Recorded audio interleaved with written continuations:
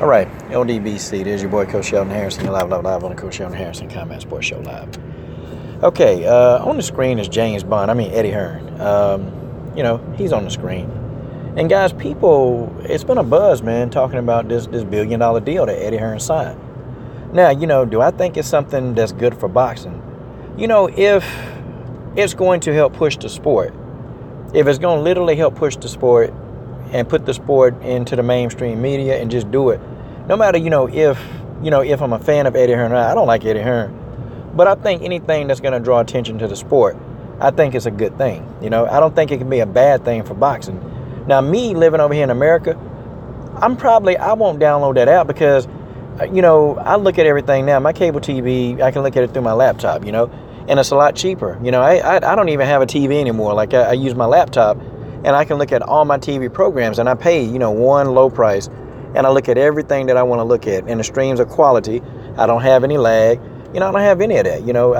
It's actually a good thing for me. So I won't be getting the app because I can still watch those fights anyway. I can still see the fights along with any other sports that I want to watch, using the providers that I already have.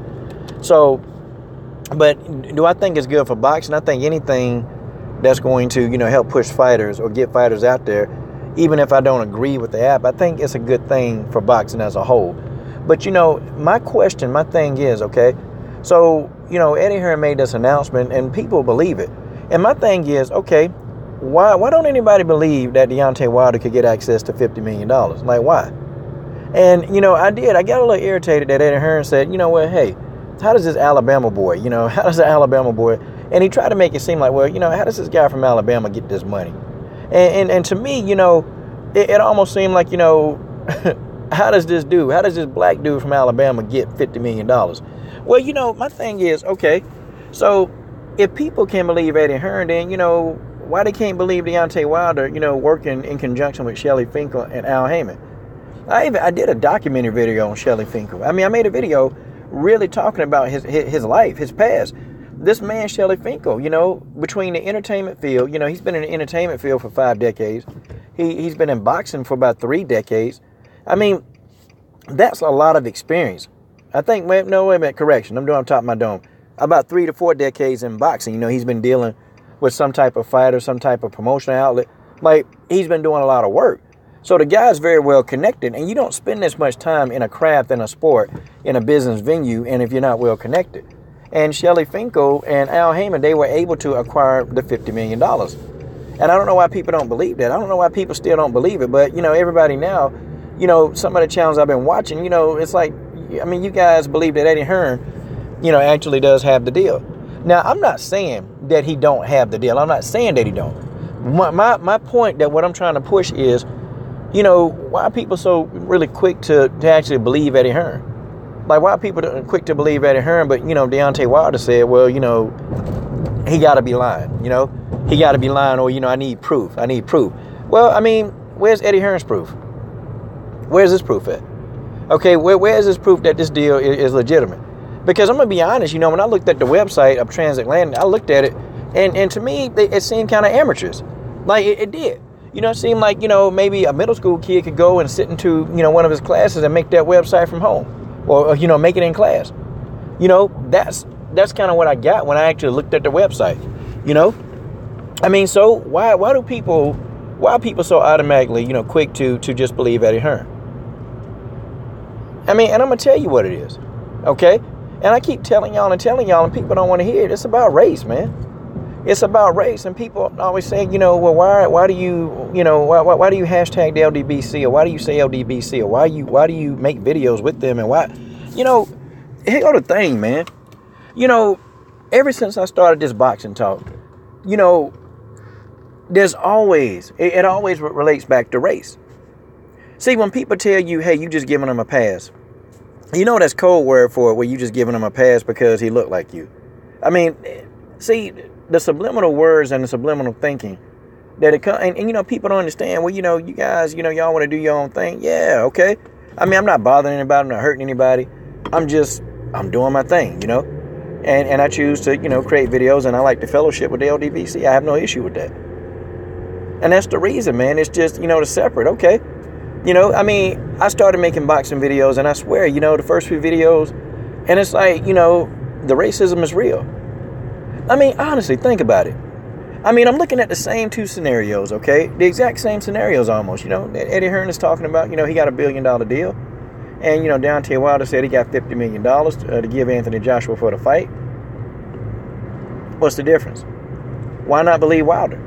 I mean, why not? I mean, do you think that he would put his reputation on the line? Do you think he would just outright tell a lie? Or you know, just make up a story? You know, I don't think he would do that. I believe Wilder, you know, actually did and does have access to the $50 million. I mean, I don't know. If you were a fighter, would you turn it down? I mean, I'm thinking, I don't even box, but, you know, $50 million, man, that's a lot of zeros. That's a lot of zeros. A lot of zeros, man.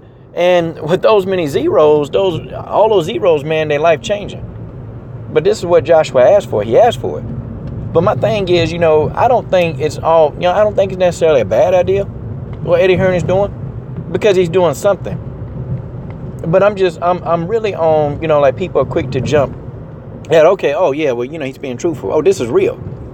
But the Deontay Wilder $50 million wasn't real. I mean, you know, how are we going to explain that? How are we going to explain that? It's about race. And folks, whether we want to admit it or not, you know, it's just what it is. Call it down the line. You know, you got so many people that call it down the line. Everybody biased. Everybody and their mama, they biased. You have a bias, okay? That's what makes us human. It don't matter, and some people are more biased than others. I get it. But everybody has a bias. Nobody calls it completely down the middle. That's crazy. Okay? It's crazy.